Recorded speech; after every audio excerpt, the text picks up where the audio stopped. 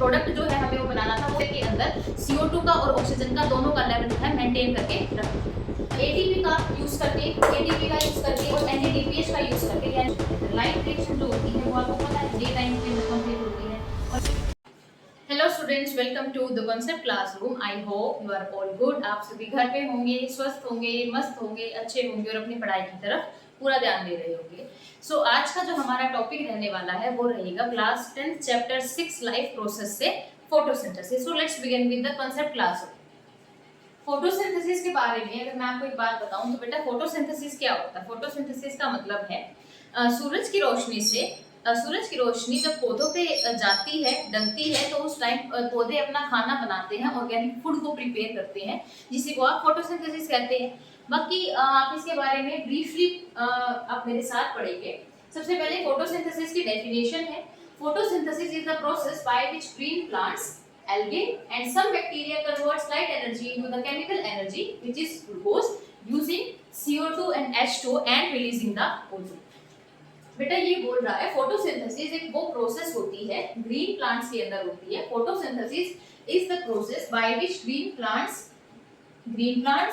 Algae, कुछ bacteria क्या करते हैं, कन्वर्ट करते हैं, लाइट एनर्जी को लेते हैं और उसको केमिकल एनर्जी के अंदर कन्वर्ट कर देते हैं, और उस केमिकल एनर्जी में वो ग्लूकोज की फॉर्मेशन करते हैं using CO2 and H2 and releasing the O2। जिसमें इस प्रोसेस को करने में, लाइट एनर्जी को केमिकल एनर्जी में कन्वर्ट करने के लिए वो यूज करते हैं CO2 का, कार्बन डाइऑक्साइड का और वाटर का, और उससे क्या रिलीज करते हैं, ऑक्सीजन को रिलीज करते हैं।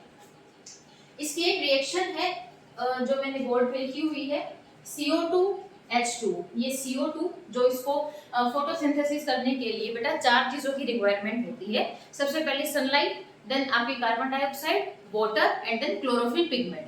तो आपका जो कार्बन डाइऑक्साइड है और ये वाटर है, कार्बन डाइऑक्साइड और वाटर, कार्बन डाइऑक्साइड हम रिलीज करते हैं, हम जो जैसे कि प्लांट्स के लिए हमें ऑक्सीजन की जरूरत होती है, ऐसे ही प्लांट्स को कार्बन डाइऑक्साइड की जरूरत होती है रेस्पिरेशन करने के लिए, जो कि हम रिलीज करते हैं। हम ऑक्सीजन लेते हैं प्लांट्स से, अंदर CO2 जो है बाहर रिलीज करते हैं, जो कि CO2 प्लांट्स के थ्रू, प्लांट्स के द्वारा एब्जॉर्ब कर ली जाती है।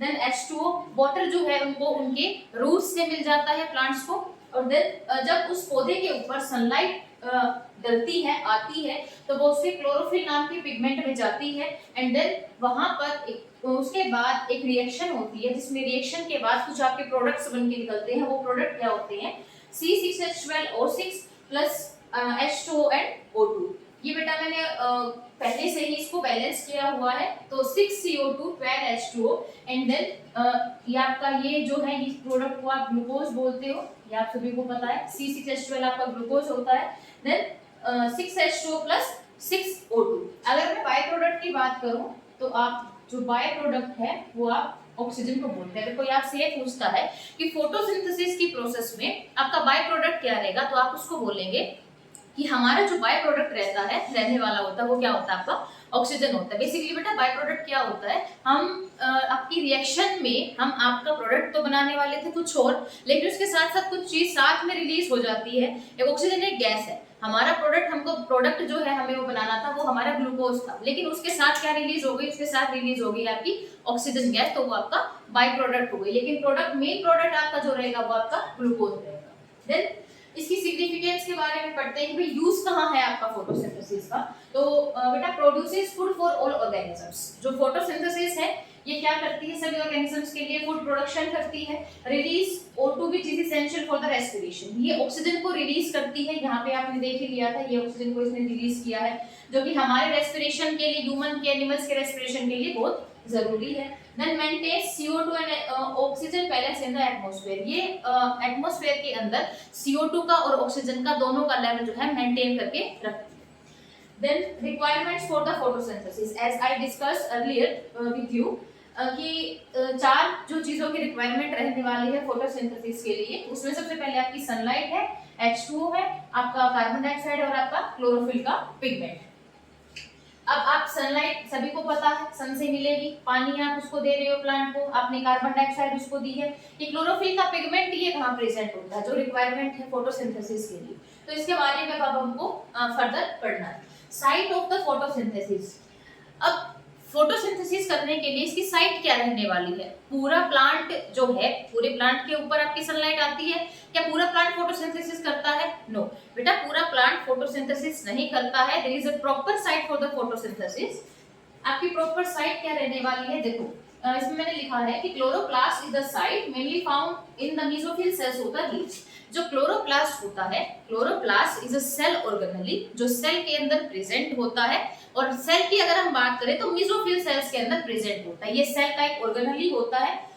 बेटा जैसे हमारे अंदर जो ऑर्गन्स होते हैं हम उनको ऑर्गन्स बोलते हैं, ऐसे ही सेल के अंदर जो जो चीजें प्रेजेंट होती है, सेल के जो ऑर्गन्स होते हैं उनको ऑर्गेनेलीज कहा जाता है। ठीक है, तो क्लोरोप्लास्ट एक सेल का ऑर्गेनेली है, सेल का ऑर्गन है। And then it is mainly found in the mesophyll cells. ये mesophyll cells of the leaves के अंदर प्रेजेंट होता है। क्लोरोप्लास्ट क्या होता है बेटा? क्लोरोप्लास्ट जो होता है, क्लोरोप्लास्ट मैंने अभी क्या बताया, ये एक सेल का ऑर्गेनेली होता है। और बेसिकली बात करें तो ये एक प्लास्टिड होता है। ठीक है, अब व्हाट इज द क्लोरोप्लास्ट? अब इस क्लोरोप्लास्ट के बारे में हमें पढ़ना है, क्योंकि बेटा जो ओवरऑल साइट है ना फोटोसिंथेसिस की, वो इसकी क्लोरोप्लास्ट रहने वाली है। तो हमको सबसे पहले ये पढ़ना है क्लोरोप्लास्ट में ऐसा क्या है जो फोटोसिंथेसिस करने के लिए ये रेगुलेट कर रहा है। Chloroplast it is a cell organelle which is plastid. मैंने यहाँ पे पहले लिख दिया था आपके लिए। इट हैज डबल मेम्ब्रेन, इसके ऊपर डबल मेम्ब्रेन होती है, इनर एंड आउटर। इस नेक्स्ट स्लाइड में मैं इसका डायग्राम बनाने वाली हूँ जिसमें मैं इसको प्रॉपर्ली एक्सप्लेन करूंगी। अभी आप थ्योरी यहाँ से देख लीजिए। इट हैज डबल मेम्ब्रेन, इसमें डबल मेम्ब्रेन होती है, इनर और आउटर। दो मेम्ब्रेन से मिलकर बना हुआ एक सेल का ऑर्गेनेली होता है जिसको आप क्लोरोप्लास्ट बोलते हो। इनर जो होती है वो सिलेक्टिव होती है नेचर के अंदर, और आउटर मेम्ब्रेन जो होती है वो परमिएबल होती है नेचर के अंदर। इनर सिलेक्टिव का मतलब क्या है? सिलेक्टिव नेचर के अंदर मतलब सिलेक्टिव जो होती है नेचर के अंदर, इसका मतलब है कुछ सिलेक्टिव चीजों को वो अपने अंदर लेके आने के लिए परमिशन देगी। और जो आउटर है वो परमिएबल है नेचर के अंदर। परमिएबल के अंदर क्या है कि आपका जो चीजें अंदर आ सकती है वो अच्छे से आएंगी, और जो नहीं आ सकती वो नहीं आएंगी। देन स्ट्रोमा की अगर बात करें तो enzyme rich fluid present in the chloroplast. What is stroma? Stroma is enzyme rich fluid, एक एंजाइम से मिलके बना हुआ आपका एक फ्लूइड है जो कि आपका क्लोरोप्लास्ट के अंदर प्रेजेंट होता है। थाइलाकोइड्स की अगर बात करें तो थाइलाकोइड्स क्या है? Membrane sacs arranged in a grana. Thylakoids जो होते हैं कुछ इस तरीके के स्ट्रक्चर होते हैं, इस तरीके के स्ट्रक्चर होते हैं जो कि आपके क्लोरोप्लास्ट के अंदर प्रेजेंट होते हैं। और इसमें से अगर मैं इसको मैं अगर बाहर निकालती हूँ, अगर एक सर्कल को मैं अगर बाहर निकालूं तो मैं इसको ग्रेना कहती हूँ। ग्रेना, मैं इसको ग्रेना का नाम दूंगी। पिगमेंट्स क्या होते हैं? Embedded in thylakoid membrane. कुछ पिगमेंट्स जो होते हैं वो आपके कहाँ प्रेजेंट होते हैं? थैलाकोइड की मेम्ब्रेन में प्रेजेंट होते हैं। जो जैसे इस तरीके से यहाँ पे कुछ पिगमेंट्स प्रेजेंट होंगे आपके यहाँ पे, ये जैसे मैंने सर्कल बनाया तो यहाँ पे आपकी इसकी मेम्ब्रेन के ऊपर आपको कुछ पिगमेंट्स प्रेजेंट होंगे। देन बेटा मैंने आपको बताया था कि मैं नेक्स्ट आपका जो है क्लोरोप्लास्ट का डायग्राम आपको दिखाऊंगी। तो ये क्लोरोप्लास्ट का डायग्राम मैंने बोर्ड पे बनाया है, पहले आप डायग्राम को कंप्लीटली अंडरस्टैंड कर लेंगे, देन हम आगे चलेंगे। ये क्लोरोप्लास्ट है जो कि आपके प्लांट के अंदर प्रेजेंट होता है। जैसे अगर मैं आपको बताऊं, ये मेरा प्लांट है, ये मैंने प्लांट बनाया यहाँ पे, ये इसकी लीव्स है, तो इसके लीव्स के अंदर जो है मेरा क्लोरोप्लास्ट जो है आपका प्रेजेंट होता है। क्लोरोप्लास्ट एक प्लास्टिड है, एक सेल की ऑर्गेनेली होती है। जैसे मैंने आपको पहले बताया कुछ इस तरीके का स्ट्रक्चर होता है, ये ग्रीन कलर का होता है बेसिकली, क्योंकि आपको पता है कि जो लीव्स होती है वो भी ग्रीन कलर की होती है। तो मैंने इसमें सबसे पहले आपको बोला था ये दो मेम्ब्रेन से मिलकर बना हुआ है। एक इनर मेम्ब्रेन है, ये बेटा इसकी इनर मेम्ब्रेन मैंने यहाँ शो की हुई है, ये बेटा इसकी आउटर मेम्ब्रेन है। ये आउटर और इनर दो मेम्ब्रेन से मिलकर बना हुआ है। इसके बाद इसके अंदर यहाँ आउटर और इनर मेम्ब्रेन के बीच में कुछ स्पेस प्रेजेंट है जिसको आप इंटर मेम्ब्रेन स्पेस बोलते हो। इस पूरे क्लोरोप्लास्ट के अंदर जो एक फ्लूइड आपका प्रेजेंट है, एंजाइम रिच फ्लूइड जिसको आप बोलते हो, वो एंजाइम रिच फ्लूइड जो रहेगा वो आपका क्या रहेगा? वो आपका रहेगा स्ट्रोमा। एंड देन इसके बाद इसके अंदर कुछ पाइल्स ऑफ कॉइन्स की तरह कुछ जो अभी ग्रेना जो है अरेंज होते हैं। पाइल्स ऑफ कॉइन्स कहा जाता है इसको, पाइल्स ऑफ कॉइन्स, या फिर इसको आप हीप ऑफ कॉइन्स भी बोल सकते हो।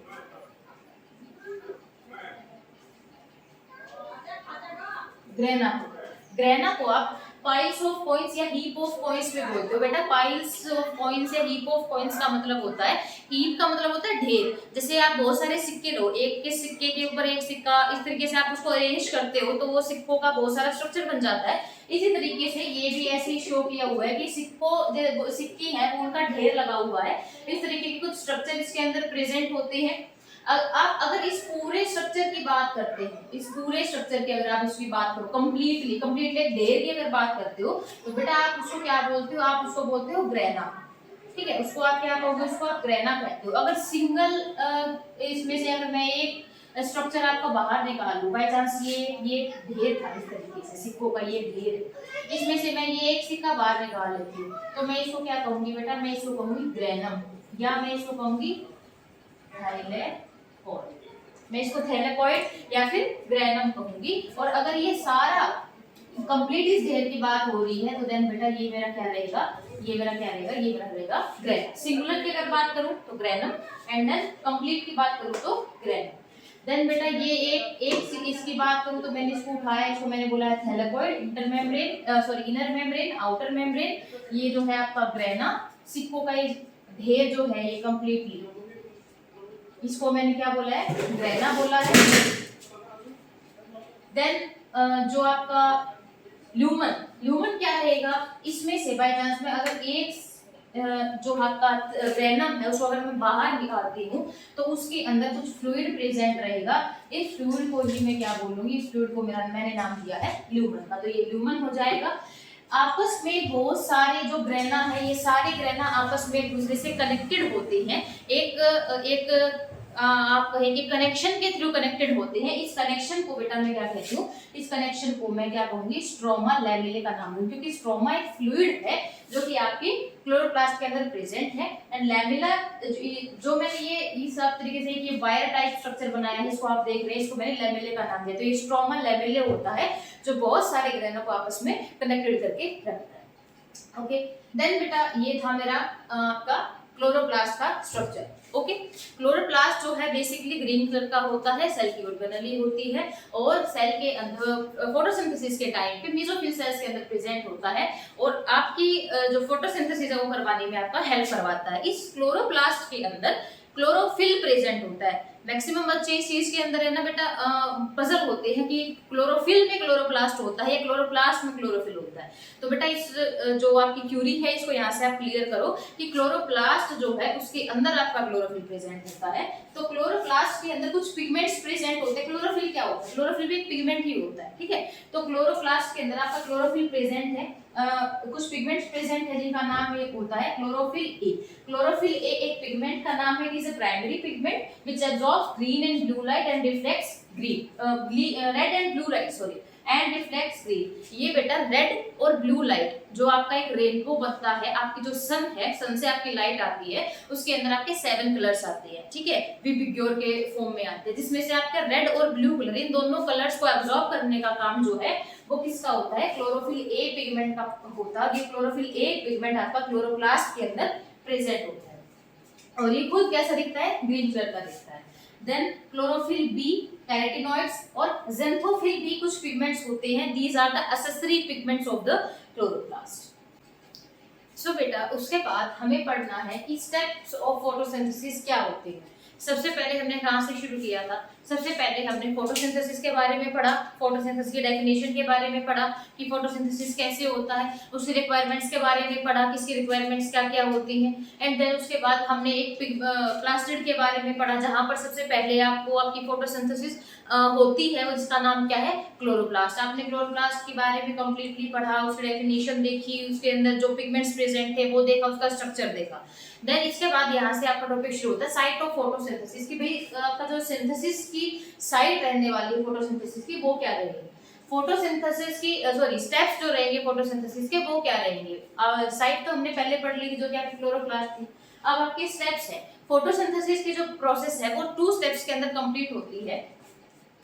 फोटोसिंथेसिस की आपकी जो प्रोसेस है वो आपके 2 स्टेप्स में कंप्लीट होती है। एक होती है बेटा आपकी लाइट रिएक्शन के अंदर और एक होती है बेटा आपके डार्क रिएक्शन के अंदर। लाइट रिएक्शन जो होती है वो आपको पता है डे टाइम के अंदर कंप्लीट होती है और अगर डार्क रिएक्शन की बात करें तो वो आपके नाइट जो आपका टाइम होता है उस टाइम में आपकी कंप्लीट होती है।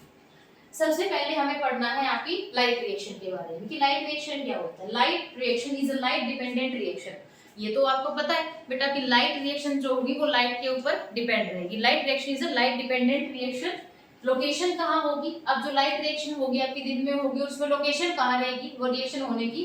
वो रहेगी आपकी थैलेकॉइड की मेम्ब्रेन रहेगी। आपका जो थैलेकॉइड था इसकी जो मेम्ब्रेन है यहाँ पर, ये जो इसकी मेम्ब्रेन है यहाँ पे आपकी एक लोकेशन रहेगी जहाँ पे आपकी लाइट रिएक्शन होगी। Use sunlight and forms energy. ये सनलाइट को यूज करेगा और एनर्जी बनाएगा। एनर्जी की दो फॉर्म बनाएगा। दो फॉर्म में आप एनर्जी हमारे अंदर बनती है जो कि आपकी एटीपी और एनएडीपीएच होती है। बेटा एटीपी जो होता है, एटीपी की फुल फॉर्म होती है एडिनोसाइन ट्राइफॉस्फेट। एटीपी की फुल फॉर्म आप यहां से नोट डाउन कर लेंगे, एडिनोसाइन ट्राइफॉस्फेट। और एनएडीपीएच की फुल फॉर्म, NADPH की फुल फॉर्म क्या होती है? ये सभी आप मेरे को कमेंट में मेंशन करके बताएंगे कि NADPH की फुल फॉर्म क्या होती है। ATP की मैंने आप सभी को बताई है, NADPH की आप बताएंगे कि NADPH की फुल फॉर्म क्या है। बेसिकली मैं ये कहूँ कि ये दोनों जो है ये क्या है, ये आपकी फॉर्म्स ऑफ एनर्जी है।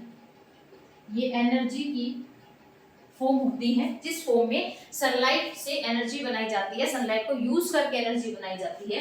वो एनर्जी जो होती है वो आपकी कौन सी होती है? एटीपी और NADPH। अब यहाँ पर आपको क्या देखने को मिलता है? दिन के टाइम में, लाइट एनर्जी के टाइम पे, लाइट रेडिएशन के टाइम पे photolysis of water take place here and release O2। What do you mean by photosynthesis? Sorry, photolysis. Photolysis is a phenomena by which water splits down into H2 and oxygen. Photolysis एक phenomena है जिसके अंदर आपका जो water है H2 है उसको आपके H2 और आपके ऑक्सीजन के अंदर आपका स्प्लिट कर दिया जाता है, जिसको देन उसके बाद ऑक्सीजन को रिलीज कर दिया जाता है। तो यहाँ पे ये जो फोटोलिसिस की प्रोसेस है वो भी यहाँ पे देखने को मिलती है। ये तीनों चीजें आपकी होती है किसके अंदर है? आपकी लाइट रिएक्शन के अंदर होती है। देन अगर मैं बात करूं, यहाँ से मेरी लाइट रिएक्शन डन है, अब मैं अपनी आ जाती हूँ डार्क रिएक्शन के ऊपर। डार्क रिएक्शन में क्या है? डार्क रिएक्शन को आप केल्विन साइकिल भी बोलते हो। डार्क रिएक्शन कब होगी बेटा? ऑब्वियसली नाइट टाइम में होगी, जब सनलाइट नहीं होगी, और इसको केल्विन साइकिल भी बोलते हैं। केल्विन साइकिल एक कंप्लीटली एक साइकिल है जिसकी वीडियो मैं नेक्स्ट आगे आपको अपलोड कर दूंगी, वहां से आप केल्विन साइकिल को अच्छे से समझ सकते हैं। ये एक लाइट इंडिपेंडेंट रिएक्शन है। लाइट इंडिपेंडेंट का मतलब है कि यहाँ पर लाइट की जो है जरूरत नहीं होती। लाइट के बिना भी ये जो है आपकी फोटोसिंथेसिस को कंप्लीटली डन कर सकता है। It is a light independent reaction. इसकी जो लोकेशन रहने वाली है वो आपकी रहेगी क्या? स्ट्रोमा रहेगी। स्ट्रोमा आप सभी को पता है, मैंने आपको बताया था इस तरीके से क्लोरोप्लास्ट बनाया था, तो इसके अंदर एक फ्लूइड प्रेजेंट था, एक एंजाइमेटिक फ्लूइड था जिसका नाम मैंने आपको क्या बोला था? स्ट्रोमा बोला था। तो ये जो रिएक्शन रहेगी आपकी वो कहाँ होगी? स्ट्रोमा के अंदर होगी। By using ATP and NADPH, it converts CO2 into the glucose। बेटा ये कह रहा है कि ये ATP का यूज करके और NADPH का यूज करके, यानी कि दोनों एनर्जी की फॉर्म को यूज करके CO2 को, आपकी कार्बन डाइऑक्साइड को कन्वर्ट कर देता है किसके अंदर? ग्लूकोज के अंदर। क्यों बेटा?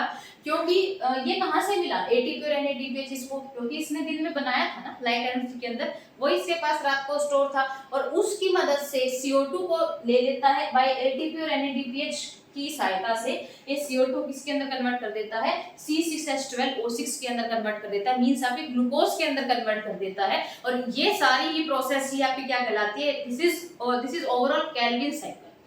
देन इसके बाद अगर मैं यहाँ पे एक रिएक्शन के थ्रू मैं लिखूं तो जो मेरी रिएक्शन रहेगी वो रहेगी, यहाँ पे मैं यहाँ नोट डाउन कर देती हूँ। मेरी रिएक्शन जो रहेगी वो कंप्लीट, पहले आपको यहाँ पे आपकी फोटोसिंथेसिस की ही रिएक्शन यहाँ पे आपको नोट डाउन करनी है।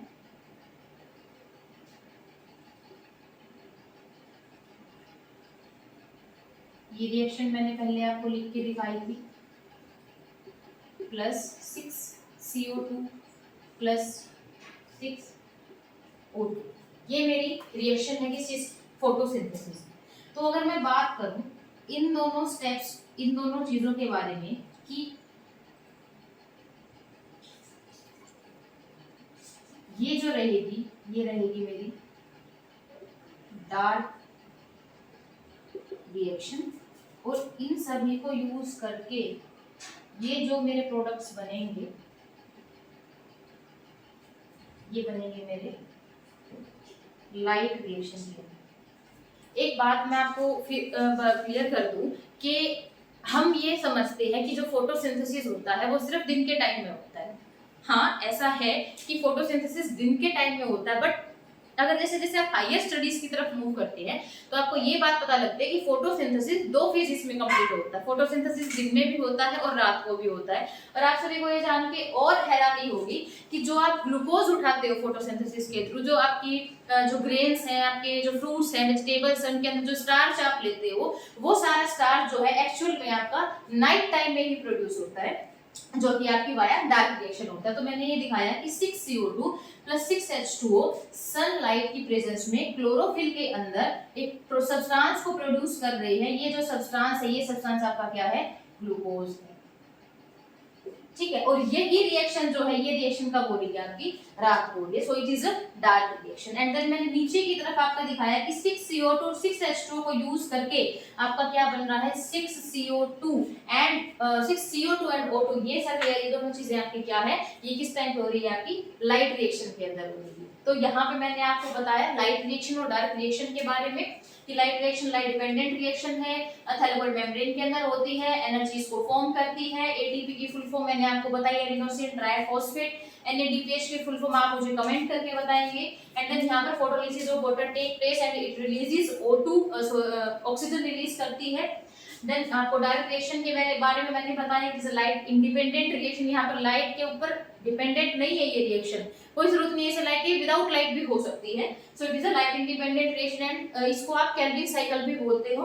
लोकेशन जो इसकी स्ट्रोमा रहेगी by using ATP and NADPH। ये जो दोनों एनर्जी की फॉर्म थी जो इसे लाइट रिएक्शन में बनाई थी, उसी को यूज करके ये CO2 को किस में कन्वर्ट कर देती है? आपके ग्लूकोज के अंदर कन्वर्ट कर देती है।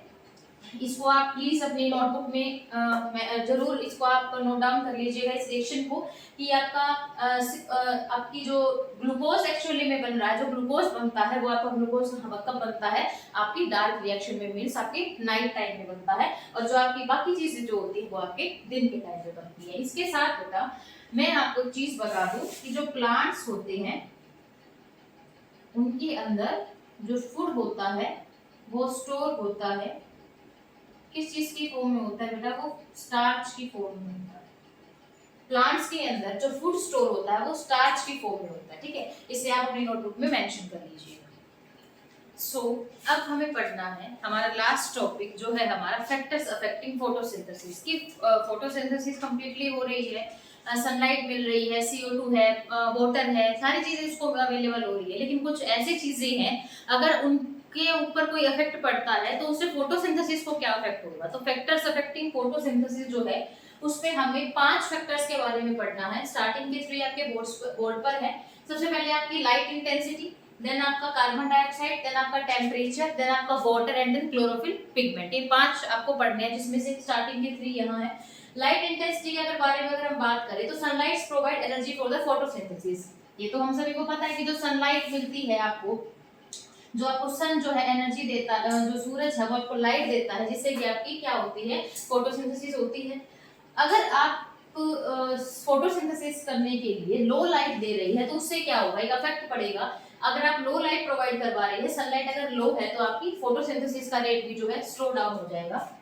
फोटोसिंथेसिस का रेट भी जो है स्लो डाउन हो जाएगा। इंक्रीजिंग इंटेंसिटी, अगर आपने सनलाइट को इंक्रीज कर दिया तो देन आप क्या होगा? Faster rate of photosynthesis but only up to a certain limit. आपका फोटोसिंथेसिस का रेट फास्ट हो जाएगा।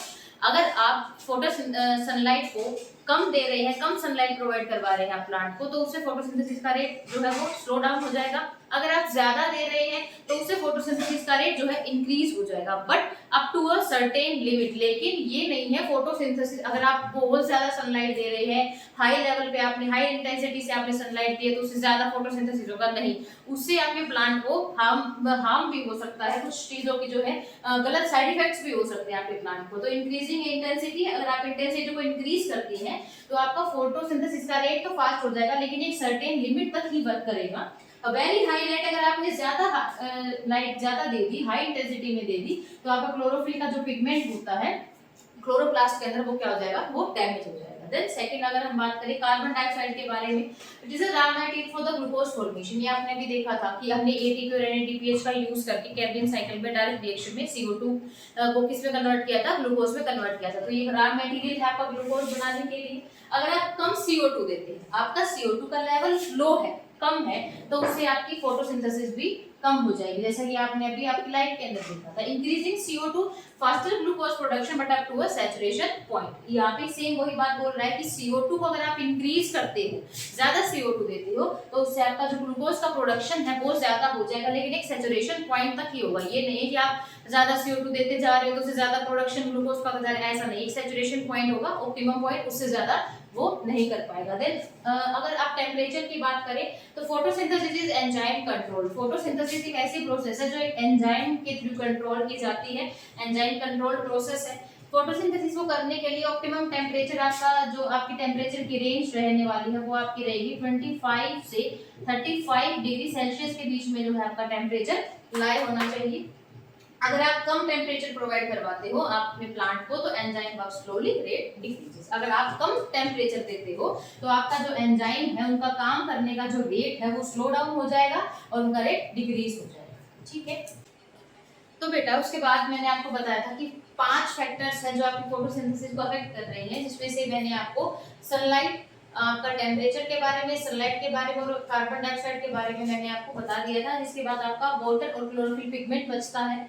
तो वाटर के बारे में पहले पढ़ेंगे कि वाटर अगर कम या ज्यादा होता है तो उससे फोटोसिंथेसिस को क्या इफेक्ट होता है। Water is essential for growth of plant and well as for the photosynthesis. जो वाटर है वो आपकी प्लांट ग्रोथ के लिए, फोटोसिंथेसिस के लिए, दोनों के लिए जो है जरूरी है।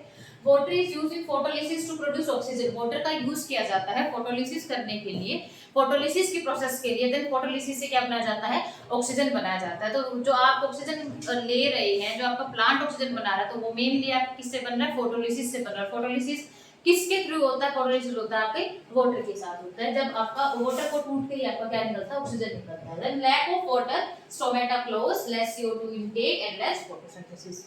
बेटा ये पॉइंट बड़ा बहुत इंपॉर्टेंट है, इसको आप नोट डाउन कर लीजिएगा कि वाटर अगर कम है, अगर पानी कम मिल रहा है आपके प्लांट को, तो जो आपके जो स्टोमेटा होते हैं, वो जो स्टोमेटा हो गए आपके, उनकी उसमें क्या होगा, वो क्या होंगे, वो बंद हो जाएंगे, स्टोमेटा आपके क्लोज हो जाएंगे, जिसकी वजह से आपका जो गैसेस का एक्सचेंज है, स्टोमेटा किस लिए होते हैं, गैसेस का एक्सचेंज करने के लिए होते हैं। तो उससे अगर गैसेस का एक्सचेंज नहीं हो पाएगा, और एक्सचेंज नहीं हो पाएगा तो जो आपका प्लांट है वो अच्छे तरीके से रेस्पिरेशन नहीं कर पाएगा, तो वो अच्छे से ग्रोथ भी नहीं कर पाएगा, लेस फोटोसिंथेसिस हो जाएगी वहां पर।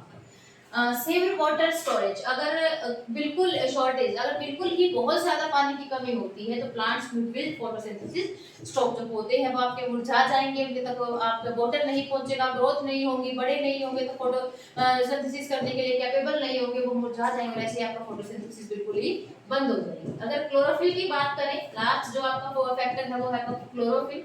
क्लोरोफिल के अमाउंट के बारे में बात करें तो इट एब्जॉर्ब्स सनलाइट। जो क्लोरोफिल होता है प्लांट के अंदर, वो क्या करता है, देखो बेटा, प्लांट के अंदर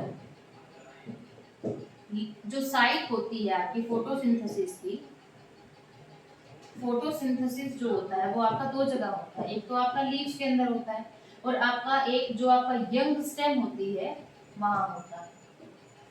एक तो लीव्स करेंगे और एक यंग स्टेम करेंगे, क्योंकि लीव्स ग्रीन कलर की होती है, ग्रीन कलर आपका कैप्चर करता है सनलाइट को। और यंग स्टेम, जब तक स्टेम यंग है आपकी, जो आपका तना है, जब तक वो यंग है, जब तक वो कम्प्लीटली पेड़ नहीं बनता, बार्क नहीं आती उसके ऊपर ब्राउन कलर वाली, तब तक वो जो है फोटोसिंथेसिस वो भी करती है, क्योंकि वहां पर आपका क्या प्रेजेंट होता है, क्लोरोफिल प्रेजेंट होता है, तो वो क्या करती है, आपकी फोटोसिंथेसिस करती है। लीव्स के अंदर भी अगर मैं बात करूं तो मीसोफिल सेल्स होते हैं, और उनके अंदर आपको जो है क्लोरोप्लास्ट देखने को मिलता है, और इसी क्लोरोप्लास्ट के अंदर आपका जो है क्या होता है, क्लोरोफिल प्रेजेंट होता है।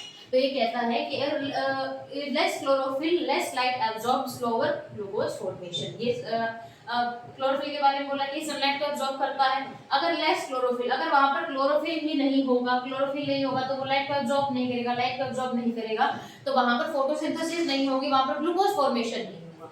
देन अगर इस लास्ट पॉइंट पे चलते हैं तो डिसीज और ageing can reduce chlorophyll, reduces photosynthesis. अगर डिसीज हो गई है किसी भी तरीके से प्लांट को डिसीज हो गई है, तो पत्तों में भी होगी, पत्तों में होगी तो वही क्लोरोफिल, क्लोरोप्लास्ट दोनों चीजों को अफेक्ट होगा, वो होगा।